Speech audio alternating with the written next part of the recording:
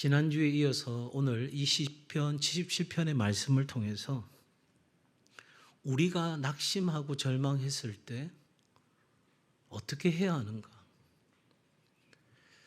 제목을 다르게 붙인다면 낙심하고 절망할 그때에 이렇게 붙일 수 있을 것 같습니다. 먼저 지난주에 못 오신 분들을 위해서 잠깐 복습하면 낙심하고 절망한 사람들에게 있어서 공통된 특징이 있는 것을 성경의 여러 인물들을 통해서 말씀을 드렸습니다. 오늘 본문만 하더라도 이 시편의 기자가 낙심과 절망한 상황 속에서 기도하는데 그건 기도가 아니라 악에 받쳐 있는 그냥 탄식이에요. 그런가 하면 잠들지 못하는 불면증에 시달립니다. 그리고 부정적인 생각이 자기를 사로잡아서 그 부정적인 생각이 그냥 생각으로만 끝나는 게 아니라 입으로 뱉어집니다. 하나님 은혜는 끝난 것 아닐까? 하나님은 더 이상 내 상관에 역사하지 않는 것 아닐까? 전혀 성경이 말씀하고 있지 않는 그냥 나 혼자 내가 느끼고 내가 부정적으로 생각하는 것들이 말로 튀어나오는데 이 낙심과 절망의 상황 속에서 드러나는 특징을 이해하는 것이 왜 중요하냐면 많은 성도들이 사실 낙심했어요. 절망하고 있어요. 그리고 너무 고통과 슬픔 가운데 있는데 내가 오래도록 들었던 하나님의 말씀이 있고 신앙생활에 연륜이 있기 때문에 여간해서는 인정을 하지 않는 거죠. 나는 그렇게 낙심하거나 절망하는 사람이 아니에요. 나는 그래도 믿음이 있는 사람이에요. 그러면서 무언가 생각하고 말하고 행동하는데 가만히 보면 실상은 낙심하고 절망한 거예요. 이걸 인정해야 그 다음에 내가 여기서부터 뭘 해야 될지에 대한 해답을 찾는 작업이 되는데 내가 문제를 인정하지 않으니까 내 문제에 대한 답이 모호할 수밖에 없는 거예요. 이렇게 해볼까 저렇게 해볼까 하는데 그게 내한테 아무런 도움이 안 되는 거죠. 그래서 제가 지난주에 말씀드리기를 낙심과 절망의 자리에 있을 때 가장 먼저 우리에게 메마름과 답답함이 찾아온다. 그걸 우리가 느끼는 거예요. 점점 내 삶이 메말라 가는 거예요. 그리고 아무것도 아닌데도 불구하고 답답함이 내 삶을 지배적으로 나를 붙잡아요. 이렇게 되면 마음의 불안과 두려움이 점점 더 커지게 되고요. 결국 자기 연민과 외로움에 빠지게 됩니다. 아무도 나를 이해해 주지 못한다고. 세상이 내가 제일 불쌍하다고. 그렇게 스스로를 담 안으로 가둬놓아 버립니다. 이렇게 되니까 미래에 대한 소망이 상실됩니다. 기대할 게 없는 거예요. 이쯤 되면 자신의 그 연약함 그리고 한계를 인식하게 되죠. 안 되는구나. 도무지 안 되는구나. 그러면서 기도의 어려움을 겪습니다.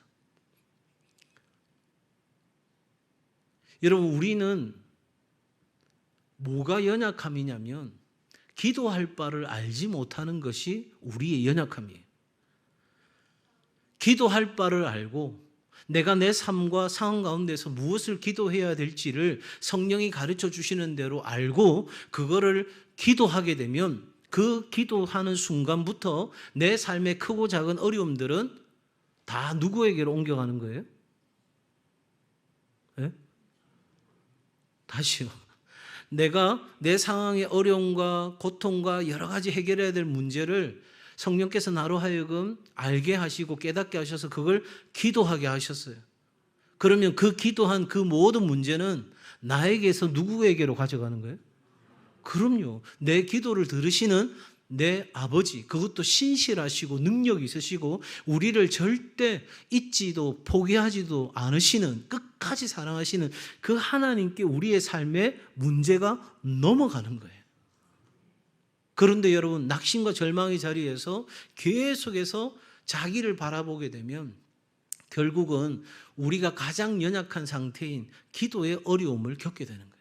기도의 시간이 짧아지고 기도의 자리가 메말라가고 기도해도 아무런 응답이 없으니 기도의 자리에 대하여 사모함도 없고 점점 육체적으로도 피곤해지고 기도한다는 것 자체가 짜증나기도 하고 뭐라고 어디서부터 시작을 첫 마디를 꺼내야 될지도 모르겠고 점점 더 그런 기도에 깊은 어려움을 겪게 됩니다.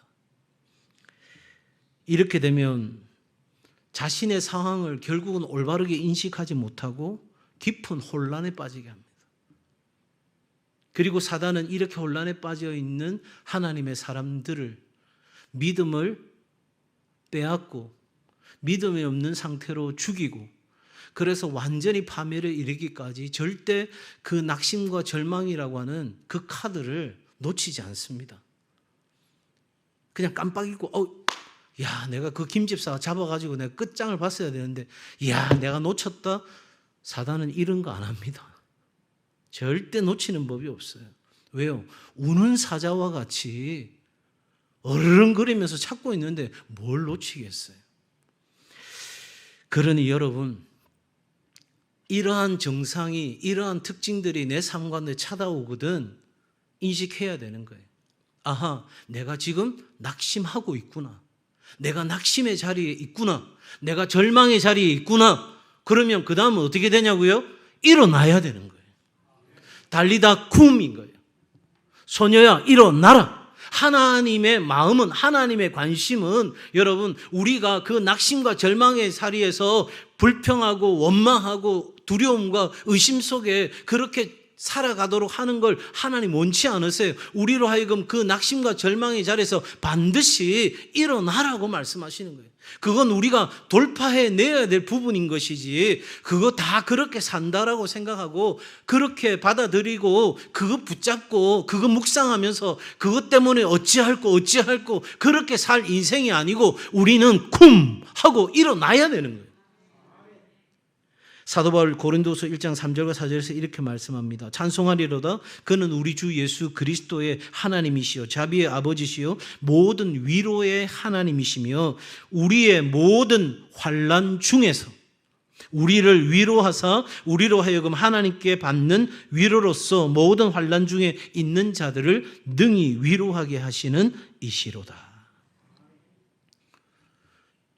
여러분, 낙심하고 절망하는 것 그 자체가 죄가 아니에요. 누구나 우리는 염려하고 근심하고 낙심하고 절망하고 불안해하고 두려워하고 그럴 수 있다고요. 그런데 문제는 그 자리에서 내가 일어나느냐, 내가 하나님의 길을 물어보고 그 하나님의 길로 나아가느냐, 아니면 나는 특별해, 나는 이럴 수밖에 없어, 내 상황 되어봐, 누구나 다 이렇게 괴로울걸? 누구나 다 이렇게 절망할걸? 내가 지금 이렇게 절망하는 거 그거 당연한 거야. 맞아요, 당연한 건데 그런데 하나님은 뭐라고 말씀하신다고요? 일어나라고 말씀하시는 거예요. 너 그렇게 있으면 안 된다는 거예요. 우리는 그 하나님의 길을 찾고 그 하나님의 길로 나아가야 우리는 일어설 수 있습니다. 그러면 하나님의 길로 나아가고자 할 때 우리에게 가장 중요한 건 뭐냐? 아주 간단합니다. 한번 따라합시다. 계속해서 간절히 기도하는 것입니다. 오늘 시편 77편의 이 시인은 자신이 깊은 고통 속에 있을 때 하나님께 부르짖었다는 거예요. 내가 내 음성으로 하나님께 부르짖으리니 내 음성으로 하나님께 부르짖으면 내게 귀를 기울이시리로다.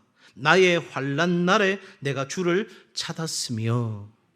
그러니까 내 삶의 낙심과 절망, 환난의 그 어려운 상황 속에서 누구를 찾았다고요? 하나님을 찾았다는 거예요. 자신의 괴로움과 이 아픔을 숨기지 않았어요. 믿음이 있는 척, 내가 이거 잘 견디는 척 그렇게 한 게 아니라 하나님께 그냥 다 토해낸 거예요. 이걸 가르쳐서 저는 토하는 기도라고 해요. 그냥 다 토해내는 거예요. 여러분, 소화가 안 되고 꽉 이렇게 답답할 때 뭐 손가락 반을 다 찌르고 해도 좋지만 다 토해내고 나면 정리가 되잖아요. 여러분, 낙심과 절망 속에서 하나님의 길은 우리 그리스도인이 해야 될 가장 중요한 첫 번째 일은 우리의 고통을 하나님 앞에 솔직하게 털어놓는 거예요. 이게 우리의 문제 해결의 첫걸음인 거예요. 인간적인 방법을 막 찾아서 이렇게 해볼까 저렇게 해볼까 누구에게 상담을 할까 누구에게 도움을 요청할까 막 그렇게 쫓아다닐 게 아니라 제가 종종 이야기 드리죠. 인간적인 대안이 많으면 고난의 시간이 길어질 뿐인 거예요. 여간에서는 사람들 포기 안 합니다. 왜? 눈앞에 보이는 문제 해결, 그 사람만 나한테 예스라고 하면 문제 해결될 거라 생각되니까 그 사람 예스 그거 기다리려고 하나님께 나아가는 거 그거 뒷전에 밀려있는 경우가 너무 많아요. 여러분, 사람에게 나아가는 것이 아니라 우리가 환난 중에 낙심과 절망 중에 하나님께 나아가는 은혜가 있기를 바랍니다. 내 소리가 하나님께 이르렀다 고백합니다. 하나님께 내 고통과 슬픔을 그대로 아뢰는 거죠. 그리하면 하나님이 우리의 눈물과 고통을 결코 외면하지 않으시는데 2절에 이 시편 기자가 뭐라고 말하는가 한번 같이 읽어볼까요? 2절 시작. 주를 찾았으며 밤에는 내 손을 들고 거두지 아니하였나니 내 영혼이 위로받기를 거절하였도다. 아멘. 자, 여러분 2절이 이게 우리가 알고 있는 상식에서의 성경의 내용이 맞습니까? 자, 보세요. 나의 환난 날에 내가 주를 찾았고 밤에는 내 손을 거두지 않고 부르짖었으니 내 영혼이 하나님의 위로를 받았도다. 이래 돼야 되잖아요. 근데 시편 기자가 뭐라고 이야기하고 있어요? 내 영혼이 위로받기를 거절했다. 이게 무슨 말이에요? 아니 지금 하나님의 위로가 필요하고 하나님의 격려가 필요하고 하나님이 내 삶의 문제를 해결해 주는 것이 필요하여 밤에도 손을 들고 하나님 앞에 기도했는데 그 하나님의 위로를 거절했다? 무슨 말이에요? 내가 위로받기를 원했지만 하나님의 위로가 있었다 없었다? 없었다 이 말인 거예요. 역으로 말하면 내가 거절한 게 아니라 하나님이 지금 반응을 안 보이시는 거예요. 그런데 자신이 알기에는 하나님은 반드시 반응하시는 분이시니까 그냥 내가 거절한 걸로 칩시다. 뭐 이런 정도의 이야기라고 보시면 될 것 같습니다. 그럼에도 불구하고 하나님이 위로가 없는 그 상황임에도 불구하고 이 사람은 밤낮 없이 누구에게 부르짖고 있어요?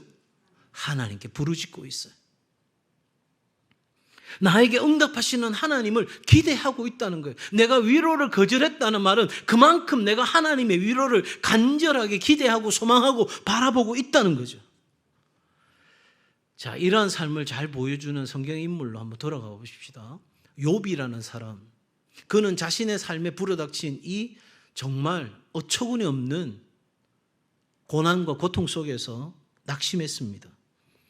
그래서 자신이 태어난 생일을 저주했습니다. 내가 죄송한 표현입니다. 내가 이 꼬라지 보려고 태어났나?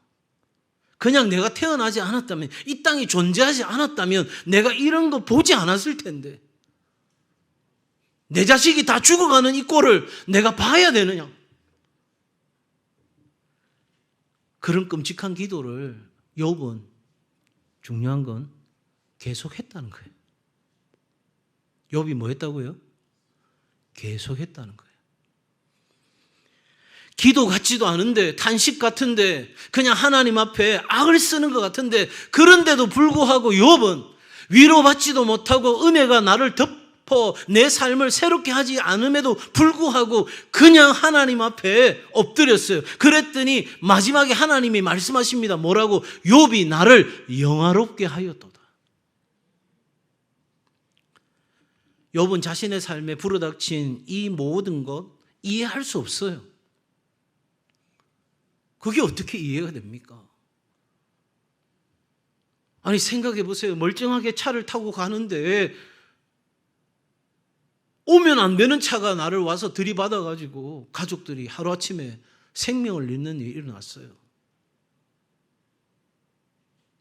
이게 무슨 일입니까? 여러분, 욥은 고난과 고통에 억울했습니다. 그리고 화가 났습니다. 그래서 하나님 앞에 항의합니다. 어떻게 이럴 수 있냐고요. 그런데 여기서 중요한 것은 욥이 분노하고 항의하고 부르짖고 탄식하고 악에 바쳐서 그렇게 기도하는 그 상황이 사람에게 아니라 상황 때문이 아니라 누구에게 나간 거예요? 하나님께요. 욥은 이렇게 고백했습니다. 흑암만이 나의 친구다. 그러니까 흑암만이 나의 친구라는 말은 무슨 말이에요? 빛이 비친다는 거예요? 안 비친다는 거예요? 안 비치니까 흑암이 나의 친구죠. 내가 이렇게 기도하고 부르짖고 하는데도 아무것도 바뀌지 않고 낙심하고 절망할 수밖에 없는 상황이 계속해서 내 상관에 펼쳐집니다.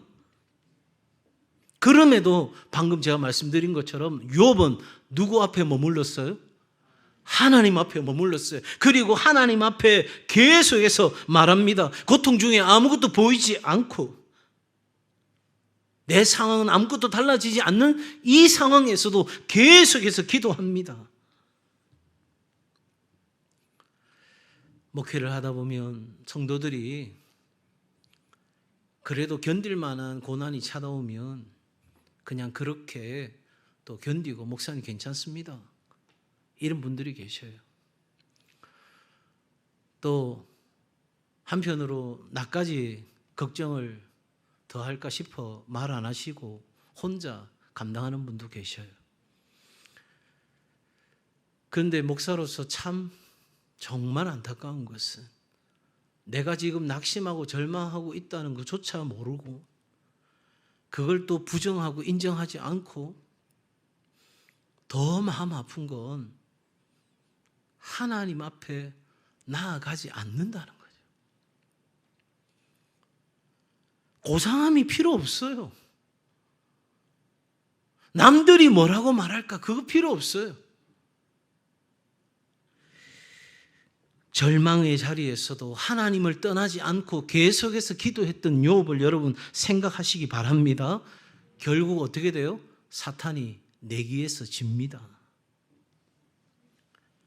그러므로 낙심하고 절망하는 상황 속에서 우리가 찾아야 될 하나님의 길, 그리고 우리가 나아가야 될 하나님의 길, 그건 우리의 어떠한 상황과 감정에도 불구하고 계속해서 하나님 앞에 머물고 계속해서 기도하고 계속해서 간절히 하나님을 구하는 것입니다. 여러분, 그래도 기도하는 거예요. 그럼에도 기도하는 거예요. 그러면 풀립니다. 그러면 삽니다. 정말이냐고요? 그거 믿으니 목사 됐고 그거 믿으니 오늘 여러분 앞에 이 말씀을 전하고 있는 거예요. 그게 안 믿기면 제가 뭘 여러분에게 말씀드릴 수 있겠어요? 도대체 그렇게 기도하면 어떻게 내 삶의 변화가 일어나는지 궁금하시죠? 여러분, 낙심과 절망의 시간에서 우리가 부르짖는 것은 기도라기보다는 탄식에 가깝습니다. 그런데 그 탄식 중에라도 계속해서 하나님께 나아가고 집요하게 하나님을 붙들고 하나님 앞에 악을 쓰더라도 하나님 앞에 나아가서 통곡을 하는 한이 있더라도 그렇게 계속해서 나아가면 기도하는 중에 우리의 관점이 바뀝니다. 여러분, 오늘 77편 1절부터 9절까지를 보면 내가, 나 이러한 1인칭 대명사가 여러분 거의 한 20번 정도 나와요. 그런데 10절부터 20절까지 뒷부분으로 가면 하나님이라고 하는 이 단어가 16번 이상 나옵니다. 무슨 말이에요? 지금 낙심하고 절망하고 있는 건 누구예요? 나예요, 나. 그래서 내가 불쌍한 거예요. 내가 하나님의 위로를 기대해서 환난날에 부르짖었고 내가 밤에 두 손을 높이 들고 하나님 앞에 기도하지만 하나님의 위로가 안 와요. 그래서 내 기도는 완전히 악에 바친 기도가 되었어요. 잠도 안 와요.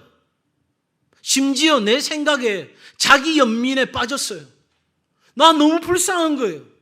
나 너무 안 됐는 거예요. 그러니 이런 나에게 생각이 들어오는 건 다 정말 해서는 안 되는 생각들이 막 밀려오는 거예요. 그런데 계속해서 기도하면, 계속해서 하나님 앞에 나아가면, 계속해서 내 삶 가운데 아무런 응답도 아무런 변화가 일어나지 않는, 그래서 하나님의 위로가 내게 없는 그 상황 속에서도 하나님께 그냥 무식하리만큼 나아가면, 막 이제 됐다 좀 너 그만해라 할 때까지 나아가면 마치 야복강가의 야곱처럼 환도뼈가 부서지는 한이 있더라도 그냥 나 좀 살려달라고 그렇게 애원하고 붙잡고 하나님 앞에 나아가면 내 삶의 관점이 나에서 하나님 바라봄으로 바뀌는 거예요. 이 아멘이 좀 더 커야 되는데. 관점이 나에서 하나님 바라봄으로 바뀌는 줄 믿습니다. 여러분, 그러니 낙심이 오고 절망이 오고 환난 날이 내 삶 가운데 찾아올 때 분석하려고 하지 말고 생각하지 말고 그냥 계속해서 부르짖어 기도하는 것입니다. 울고 부르짖고 기도인지 단식인지 뭔지 모르는데 그냥 하나님 앞에 나아가야만 살 것 같고, 그분이 나를 만져주셔야만 회복될 것 같고, 그분이 나를 붙잡아 주셔야 내가 오늘 즉시로 건짐을 받는 역사가 일어날 것 같으니 내가 기도해야 될지 뭐를 기도해야 될지 몰라도 그냥 새벽마다 하나님 앞에 나아가고 내가 할 수 있는 한 주의 전에서 내 삶의 자리에서 하나님 앞에 지속적으로 나아가는 삶이 있게 될 때, 그 은혜를 구하게 될 때 놀라운 일이 일어나는데 하나님이 우리의 응답이십니다. 아이가 웁니다. 이유가 뭘까요? 다 몰라요. 이번에 가나에서 그 현지인 그 마을의 추장이 저희들한테 염소를 줬댔잖아요. 저는 염소 우는 게 사람 우는 거하고 똑같더라고요. 저 깜짝 놀랐어요. 그 전까지는 염소가 어떻게 음매? 뭐 어떻게 울는지 생각조차도 안 하는데 하는 거예요. 야, 정말 신기하다. 저 소리가 왜 저렇지 이랬더니 저희 집사람 옆에서 해석을 하더라고요. 이제 죽을 팔자니까 비명 소리라고 막 이야기를 해주는 거예요. 그런가? 여러분, 아픈지 배고픈지 불편한 일이 생겼는지 우리는 몰라요. 그런데 아이는 뭐해요? 그냥 울어요. 울어요, 그냥. 그러면 아이에게 어디선가 누군가에 무슨 일이 생기면 짜자잔 짱가가 나타나는 게 아니라 엄마가 나타나요. 그리고 엄마가 오면 알아서 다 해결해 줍니다. 그렇죠? 똑같은 이치입니다. 낙심하고 있습니까? 절망하고 있습니까? 환난 날 가운데 내 삶이 어디로 가야 될지 너무너무 답답하십니까? 그렇다면 그냥 우시고 그냥 기도하고 그냥 하나님께 부르짖고 나아가시기 바랍니다. 그리하면 하나님이 응답하십니다. 하나님이 해결하십니다. 하나님이 해결해 주시는 그 순간까지 우리는 그냥 나아가는 거예요. 지금 당장 해결해야 된다고요? 그럼 당장 기도하세요. 근데 이미 끝났다고요? 이제는 하나님 응답해도 다 소용이 없다고요? 아니요. 하나님의 더 큰 역사가 기다리는 거예요.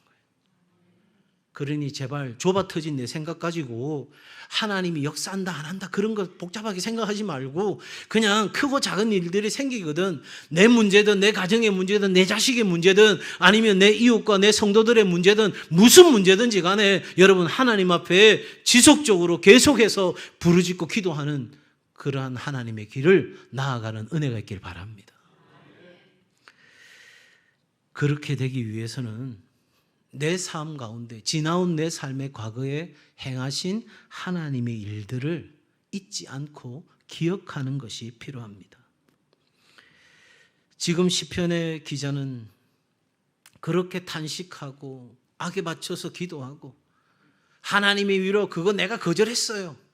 그렇게 생각할 만큼 너무너무 절망적인 상황에서 그럼에도 불구하고 기도인지 탄식인지 뭔지 모르는 이 부르짖음을 가지고 하나님 앞에 나아가는 이 순간 그가 유일하게 붙들었던 건 지금은 하나님이 역사하지 않는 것 같잖아요. 흑암이 나의 친구가 되어 있잖아요. 그러니 지금 뭔가를 기대하고 바라볼 수가 없는 거죠. 그런데 내가 지금 해야 될 일은 오직 하나님께 붙들려 있고 하나님 앞에 나아가고 하나님 앞에 계속해서 간구하는 것이 내가 살 수 있는 유일한 길인데 그걸 하기 위해서는 뭐를 기억해내야 돼요? 지난날의 내 기도에 응답하셨던 하나님. 내가 하나님을 알지 못하는 그때에도 이미 나를 위해서 신실하게 역사하고 계셨던 바로 그 하나님을 기억하는 거예요.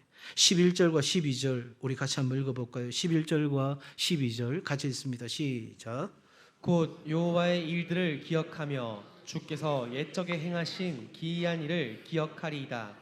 또 주의 모든 일을 작은 소리로 읊조리며 주의 행사를 낮은 소리로 되뇌이리이다. 아멘. 여러분, 지난날에 내 삶 가운데 역사하셨던 하나님, 아니 우리 인류 가운데 역사하셨던 바로 그 하나님, 이전에 우리를 어떻게 인도하셨는지를 떠올리면서 시편의 기자는 여전히 변함없이 신실하신 하나님을 바라봅니다. 여러분, 하나님은 어제도 오늘도 내일도 언제나 살아계신 하나님이십니다. 그러므로 하나님의 역사는 변함이 없습니다. 절망 속에 있을 때, 낙심하고 어려운 가운데 있을 때 하나님이 행하신 일들을 기억하면 현재의 문제 속에서도 우리는 누구를 신뢰할 수 있어요? 하나님을 신뢰할 수 있어요. 흑암밖에는 없고 내가 위로를 거절한 것 같은 어떤 위로도 받을 수 없는 상황임에도 불구하고 하나님은 선하시다. 하나님은 신실하시다. 하나님은 나를 너무너무 사랑하시고 나와 함께 하시고 나를 위해 일하신다는 그 놀라운 고백이 우리 안에서 터져 나오는 거죠. 그러니 과거에 나를 건지시고 구원하신 하나님이 지금도 나를 구원하시고 건지시는 역사가 일어나는 거예요. 여러분, 앞서 제가 말씀드렸잖아요. 낙심과 절망, 환난 중에 우리가 해야 될 것은 계속해서 간절히 기도하는 거라고 했어요. 자, 그렇게 여러 어려움들이 우리에게 가중되면 생각이 안 나요. 그죠? 옛날에 하나님이 뭐라고 하셨는지, 어떤 일을 베풀어 주셨는지 다 생각 안 나요. 뭐만 보여요? 뭐만 보여요? 지금 내 형편만 보이는 거예요. 옛날에 하나님 그 응답해 주셨잖아요. 그건 옛날이고 지금 내가 죽을 것 같은데, 지금 내가 답답한데 하나님 도대체 뭘 하시냐, 그런 마음이 들잖아요. 표정들이, 목사님만 그래요. 우리는 다 괜찮아요. 이런 표정들이신데, 여러분, 그런데 계속해서 기도하고 간구하고 나가잖아요. 이게 부르짖음인지 울음인지 탄식인지 뭔지도 모르고 그냥 나가잖아요. 그러면 성령이 일하기 시작하시는 거예요. 말할 수 없는 탄식으로 내 안에서 아파하는 나 때문에 나보다 더 나를 보시고 안타까워하시는 성령이 내 안에서 하나님 앞에 머물고 하나님 앞에 부르짖고 하나님을 찾고 나아가면 성령이 내 안에 역사하셔서, 성령은 무슨 영이냐? 생각나게 하는 영인 거예요. 그전까지는 막 감정에 북받쳐서 이거 어떻게 막 그렇게 하고 있는데, 그런 중에도 기도하고 나아가면 여러분, 성령이 우리 안에 역사하셔서 풀리지 않을 때 갑자기 뭘 해야 될지가 보이게도 되고요. 내가 무슨 말을 해야 될지 깨닫게도 되고요. 여러분, 계속해서 우리가 기도해야 될 목표를, 그전까지는 그냥 탄식이었고 부르짖음이었고 울음이었는데 점점 더 성령께서 내 안에 역사하심으로 지난날에 하나님께서 어떤 하나님이신지를 기억나게 하시고, 그리고 그 말씀에 기초한 신앙을 다시금 내 안에 회복시키시고, 그리고 그 안에서 하나님께서 마땅히 기도할 바를 가르쳐 주시고, 그러므로 내가 기도할 목표가 생기고 그 목표를 가지고 하나님 앞에 또 기도함으로 나아가게 될 때 내가 뭘 해야 될지 성령이 우리에게 보여주시는 거예요. 이걸 가리켜서 뭐라고 하냐면 성령의 역사다 하는 거예요. 여러분, 우리가 잘 아는 출애굽 어떤 상황입니까? 앞에는 홍해, 뒤에는 애국 군대가 쫓아오는 진퇴양난입니다. 앞길 보이지 않습니다. 근데 바로 그때 보이지 않던 길이 보입니다. 하나님이 그 바다에 뭐를 만드셨어요? 길을 만드셨어요. 제가 이 본문 가지고 설교한 적이 있거든요. 하나님께서 어떻게 길을 만드셨냐면 하나님의 엄청난 드라이기를 가지고 확 해가지고 막 표현이 다 안 되네. 엄청난 드라이로 막 말리시는 거예요. 그리고 애국 군대가 막 쫓아가잖아요. 하나님께서 한 놈씩 확 집어 던지고 그러면서 못 쫓아가도록 하시면서 역사하셨어요. 그 성경 본문 잘 보셔요. 자세히 보면 지금 제가 표현한 대로 다 보이실 거예요. 여러분, 430년이 지난 후에도 그리고 지금도 하나님은 그의 백성을 구원해 내십니다. 여러분의 문제가 낙심할 만한 일이, 절망할 만한 일이, 환난 중에 있는 그 일이 진짜 이 출애굽의 사건보다 더 큰 걸까요? 아니, 여러분 죽음보다 힘겹습니까? 그런데 우리 주님은 그 죽음을 이기시고 부활하신 능력의 하나님이십니다. 그러니 낙심과 절망 중에도 계속되는 기도는 우리로 하여금 나를 바라보고 문제를 바라보는 시선에서 하나님을 바라봄으로 바꾸어가고, 그래서 하나님이 우리의 관점을 바꾸시는 역사를 베풀어 주실 뿐만 아니라 하나님이 우리 가운데 행하신, 또 우리의 조상들 가운데 행하신, 우리의 믿음의 선진들에게 행하신 그 일들을 생각나게 하고 그렇게 나아가게 되면 점점 하나님이 커 보이고 하나님의 역사가 커 보이고 하나님이 지금도 살아서 내 삶 가운데 역사할 것이 확신되어지는 순간 우리의 문제는 그대로 있는 것이 아니라 작아져 가는 거예요. 그까이 거 아무것도 아닌 거예요. 여러분, 저한테는 돈 1,000만 원, 1억 엄청난 거죠. 그런데 여러분, 50조, 100조 이렇게 갖고 있는 사람한테는 돈 1,000만 원, 1억이 큰 문제일까요? 네, 이렇게 반응할 줄 알았어요. 그런 돈이 있어 본 적이 없기 때문에. 그때 텔레비 드라마에서 나오는 그 대사가 나오는 거예요. 얼마면 돼? 얼마면 돼? 나한테는 엄청나게 큰 문제인데 여러분, 하나님 앞에서는 그거 아무것도 아닌 거예요. 그런데 내가 그 전능하신 하나님, 그래서 하나님을 바라보면서 내가 그렇게 계속해서 기도로 나아갈 때, 성령이 내 안에 역사하기 시작할 때 그렇게 커 보이던 문제가 커 보이지가 않고 작아 보이는 거예요. 그리고 어느 순간 점과 같이 보이고 어느 순간 내 삶 가운데 사라지고 없게 되는 역사가 일어나게 되는 줄 믿습니다. 그러니 여러분, 어찌할 거가 아니고 어떻게 할 거가 아니고 믿음으로 그냥 끝까지 붙들고 나아가는 거예요. 끈질기게 붙들고 나아가는 겁니다. 19절 한번 읽어볼까요? 19절 시작. 주의 길이 바다에 있었고 주의 곧은 길이 큰 물에 있었으나 주의 발자취를 알 수 없었나이다. 아멘. 주의 길이 이쯤 되면 보여야 되잖아요. 주의 길이 환하게 보이더라. 주의 곧은 길이 내 눈앞에 펼쳐지더라. 야, 그러면 저도 설교하기 얼마나 좋겠어요. 여러분, 오늘 밤에 조금만 기도해도 됩니다. 잠깐만 기도해도 됩니다. 그러면 활짝 다 열립니다. 이러면 저도 목회하기 얼마나 쉽겠어요. 그런데 주의 길이 어디에 있다고요? 바다에 있어요. 여러분, 바다 얼마나 깊은지 아시죠? 이것도 안 가보셔서 모르는구나. 엄청나게 깊어요. 도대체 어디에 뭐가 있는지를 분간이 안 돼요. 여러분, 뭐라고 말합니까? 큰 물에 있었다. 이 말은 무슨 말이에요? 주님이 행하시는 일들이 이해가 되었다, 안 되었다? 이해가 안 되는 거예요. 이해하기 어렵고 보이지도 않습니다. 그럼에도 불구하고 오늘 이 시편의 기자는 하나님의 길, 내가 가야 될 그 길을 기다리고 그 길을 찾고 그 길로 나아가기 위해 누구를 붙잡았어요? 하나님 붙잡았어요. 이게 신앙인 거예요. 이게 우리가 살 길인 거예요. 제발,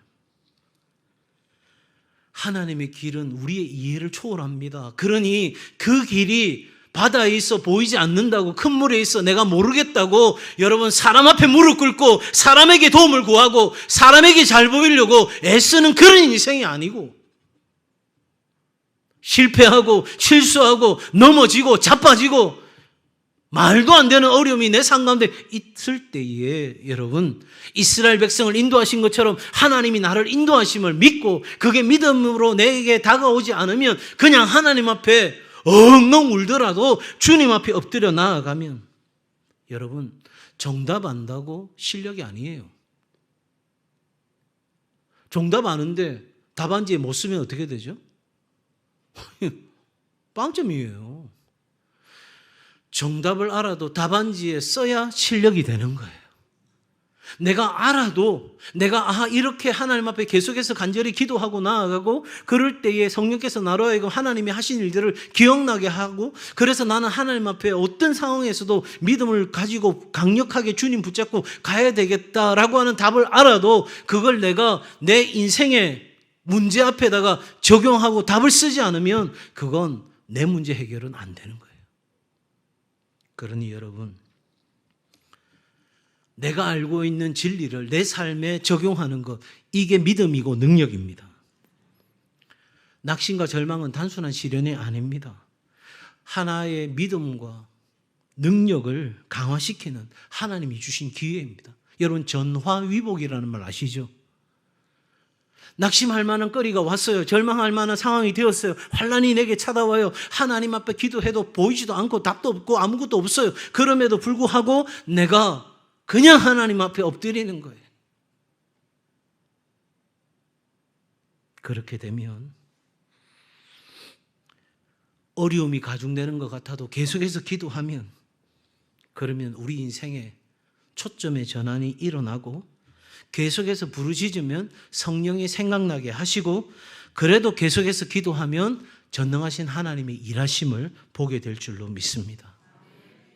이게 믿음이고 이것이 실제가 되는 역사를 우리 모두는 경험하게 될 것입니다. 여러분, 하나님은 우리에게 승리를 주시는 분이십니다. 그러니 여러분, 항상 우리는 이기는 자가 되어야 돼. 그러니까 우리가 이길까 봐 사탄이 눈꼴 사나봐서 볼 수가 없는 거예요. 그러니 시도 때도 없이 공격해 들어와요. 그럼 어떻게 해야 돼요? 첫째는 내가 깨어 있어야죠. 도저히 내가 깨어 있을 수 없는 상황이라면 내 가족교회 성도들과 소그룹의 성도들과 함께 연대해서 우리는 같이 이겨내야 되죠. 더 나아가서 우리 교회가 함께 그 짐을 짊어지고 가야 되는 거죠. 제가 부탁드립니다. 여러분의 개인의 가정의 삶에 어려움이 찾아오거든 그냥 나 혼자 지고 가지 그러지 마세요. 그것도 고마운데 그보다는 목사님 이만저만한데 같이 기도해 주시면 좋겠어요. 그 말이 오히려 저에게 제가 여러분의 목사라는 것이 느껴지고 경험되는 거잖아요. 물론 성숙하셔서 여러 가지 생각을 하셔서 이런저런 생각을 많이 하시는 분들도 계시겠지만 제가 말씀드리는 건 낙심하고 절망하고 환난이 찾아올 때 계속해서 간절히 기도해야 될 그때 하나님의 역사하심을 기억해야 될 그 순간 여러분 곁에 부족하지만 이 목사가 있고 우리 장로님들도 계시고 믿음의 형제 자매들이 있다는 걸 기억하시고 함께 이겨내가는 우리 성도들 되시기를 주의 이름으로 축복합니다. 여러분, 이기는 자가 되는 길이 하나님의 길입니다. 그러니 오늘 이 밤에도 여러분 좀 간절히 부르짖어 기도했으면 좋겠어요. 정말 하나님 앞에 내 문제가 아니라면 내 자녀들을 위해서, 아니 내 형제 자매들을 위해서, 아니면 이 나라 이 민족을 위해서. 지금 한쪽에서는 벌써 이제